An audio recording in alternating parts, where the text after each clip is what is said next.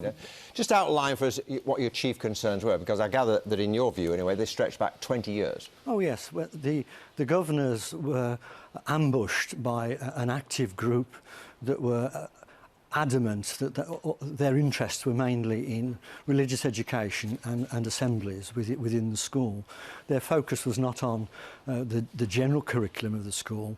All the time it was on religious education, acts of worship and what was going to happen in assemblies. So in practical terms, what did that mean in the way that assemblies were conducted and lessons were carried out? In practical terms, there was a sleight of hand attempt to change the role of the school by taking an act of determination which allowed them to bring in a non-Christian religious ethos. But they did this without telling anybody, and I found out via other sources. But it's a largely Muslim community, isn't it? And most of the pupils are Muslim anyway, so that would make sense, wouldn't it? Most of the pupils are children of Muslims. They were born in Britain. They are children of Muslims. They're not adults yet to make that decision for themselves.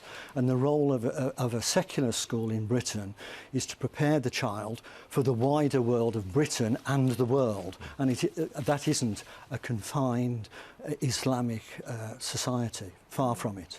Because people might be wondering what the difference is between, you know, in a Muslim area wanting to sort of pay credit to that heritage and a plot, an Islamic plot. What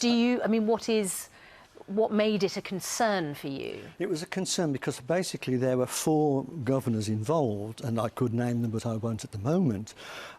They were involved not only in Park View, but in Washwood Heath School. And Washwood Heath School had the governors were sacked there in 2002. And they were the same governors as at Park View for exactly the same reasons that I recognised in the so-called Trojan horse lesson.